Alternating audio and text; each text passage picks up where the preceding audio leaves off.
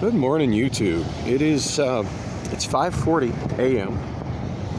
Wednesday, March 23rd, 2022, and just finished off another thrilling morning at Amazon, or night at Amazon, depending on your perspective. Ooh, somebody's having a bad time with their truck. I'll tell you, I miss having a car, but I don't miss car trouble. Of course, on the other end of that, you could say I'm 6 months into extended car trouble. So, anyway, yeah, for the most part, I'm kind of feel like I've adapted to the whole transit thing, but there really are good bus days and bad bus days, and yesterday was a bad bus day, as I mentioned in the last few videos. Kind of explain what happened yesterday morning with leaving here just a little bit later than normal, and then getting over the 79th Avenue overpass and into the park and ride just in time to see my bus leave about 3 minutes early. And I don't ever think I've seen that bus leave early before. I mean, there are some buses I kind of expect that from and know it's a possibility. And I got really, really accustomed to being ready for the Route 60 Bethany home eastbound bus that I take home on early Friday morning from Bullock's. Got quite accustomed to that one being early. But then lately it's been running either right on time or a little bit late. So, I wasn't ready for it to be early. But, wow. That guy's driving like an asshole and a half. Yeah. That was not 5 miles per hour.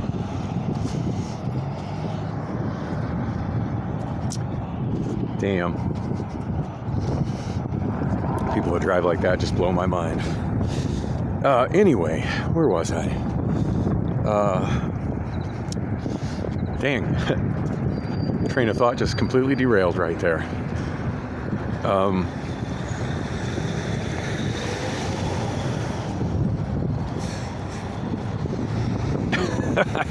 I completely 100% forgot what I was talking about. Friday morning.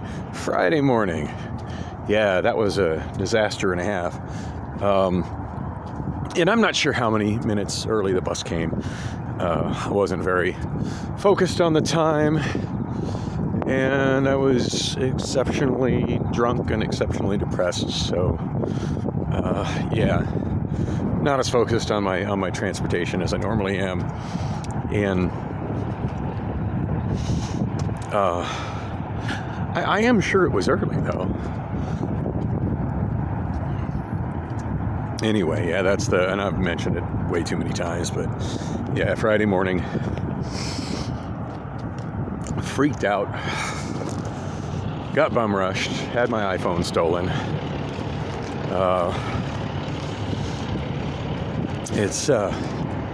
I still haven't handled that. I still haven't ordered another one.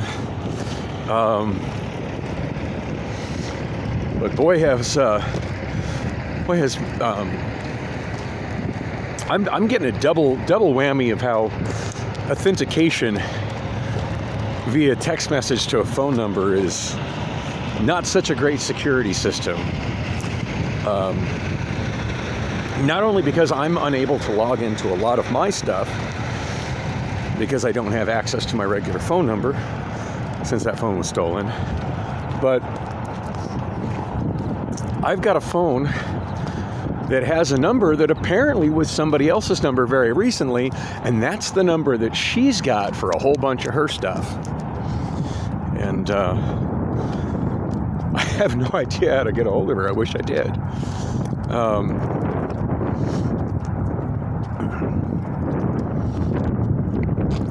But if I ever Well, if I ever wanted to do some crazy identity theft, I could have a heyday with her, because these text messages that I'm getting that are attempting to authenticate her have so far given me her full name, actual clickable links to reset passwords to accounts she has, which I haven't used, other links to say yes or no whether I attempted to log into something. On that note, I think I inadvertently locked her out of her Amazon account. As I had a text message that said somebody attempted to log into your Amazon account, and it showed iPhone Phoenix. And the first thing I thought is, oh fuck, somebody's got my stolen iPhone. They're trying to get on my Amazon account. And I just quickly hit deny. I was about half asleep when I did it. And then, of course, later it occurred to me, it's like, oh shit. That was probably the person who has my new phone number tied into all her stuff. At least I don't have any risk of that happening. I'm reasonably sure whoever's got my iPhone is unable to gain access to it. And I still have that account. That's still my phone number. It's prepaid through Mint Mobile. I still get 5 months. I think I've got over 5 months. No, I'm sorry, 4 months. I just finished up my second month, so I still got 4 months of prepaid service happening with that. I hope y'all can hear me okay. It's a little breezy up here this morning. So yeah, nobody's going to be getting my phone number, but at the moment I don't have my phone number either. Anyway, I was going to talk about the my bad bus day on the way to Amazon. I pretty much on my last video detailed what happened on the way home. So yeah, today was kind of rough. Set my alarms to get me up around cabling to something. I'll grab that.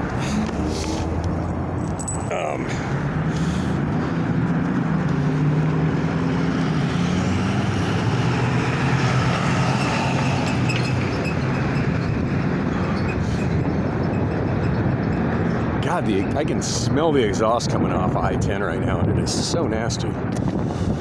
Anyway, yeah, I woke up at pretty much the right time, and maybe I need to set my alarms a little bit earlier. Currently, I got them set for like 4:20 in the afternoon, which you think would be enough to get me to work by 7, but it almost wasn't today or yesterday, depending on your perspective. Had as I was getting ready, and checking my messages and stuff, and getting dressed for work, and looked at the Valley Metro app to see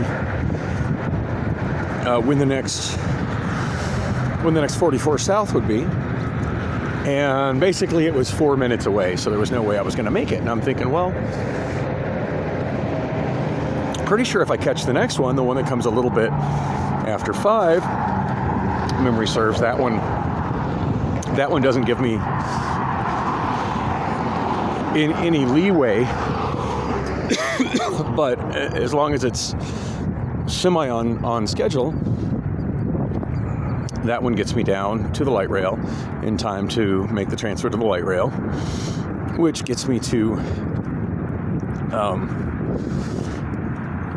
Central Station in time to catch the 611 I-10 West Rapid, the last rapid which gets me to work on time. Which I did catch the 611 rapid, but not that easily. So yeah, the first video I had this morning, I explained that wasn't working out because it was running massively late. There was no way it was going to get me to. There was no way it was going to get me to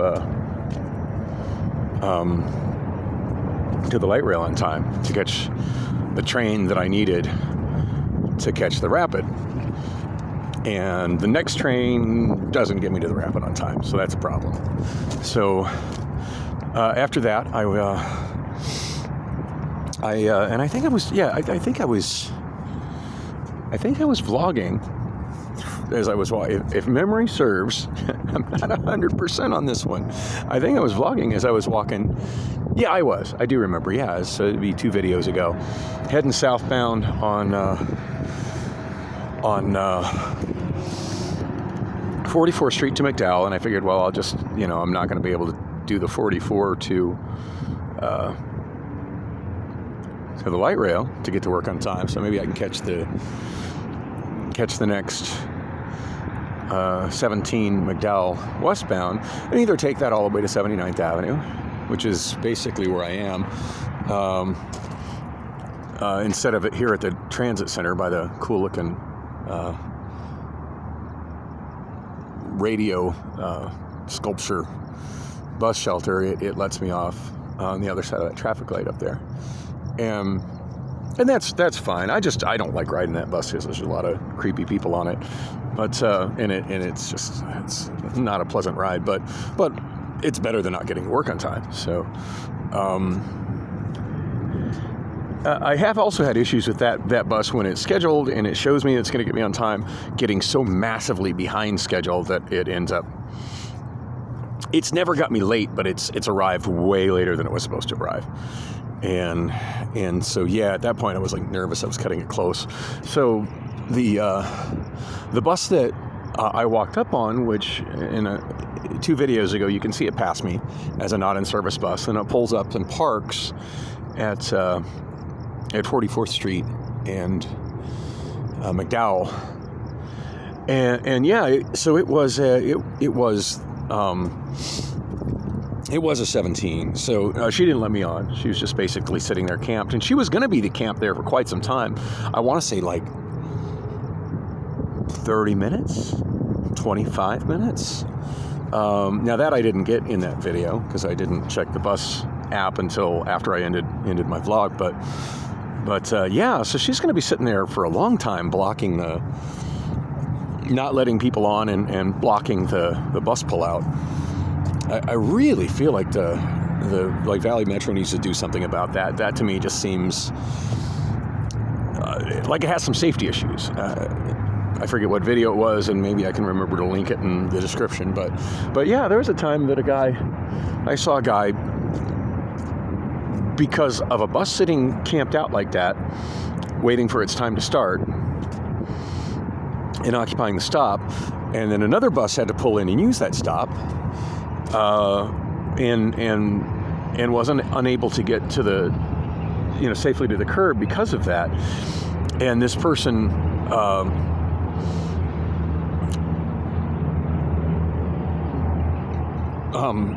tripped and cracked smashed his head on the curb and was bleeding because of it. Now, granted, the guy had some other issues, but it does create to me, in my head, it creates a pretty big safety issue if a bus pullout that's only big enough for one bus has one bus camping in it for an extended period of time, and to the point where other buses that pull up can't pull in. And that would have happened. Now, fortunately, I didn't stick around to see that. That next bus was going to be along in probably about 15 minutes-ish. Didn't stick around to figure that out. And I did check it out as I was on the train later, by the time it wasn't really relevant, just to kind of see, hey, how if I'd have done that, what would have happened? And it was already running late, and it showed me that it would have got me 79th Avenue with about 15 minutes to get to Amazon. And it's about a 12-minute walk from that bus stop to Amazon, so I got a feeling that one would have made me late. just because when that 17 gets late, it just keeps getting progressively late. The time it says it thinks it's going to get you places, it's never right. It just keeps getting progressively later and later and later. That 17, especially in the mid-afternoon, it just doesn't keep its schedule worth a shit. And then the one that was starting there at 44th Street, and I guess I should have known that. But the one that was starting there at 44th Street, it only goes to like 43rd Avenue. It doesn't even get me out here. So that was a non-issue. Anyway, long story short, since there is my bus, I ended up having to pay a stranger $20 to get down to the light rail. There are more details than that, but I'm out of time. So anyway, thanks for coming with me on the walk, and yeah, there will be more, hopefully.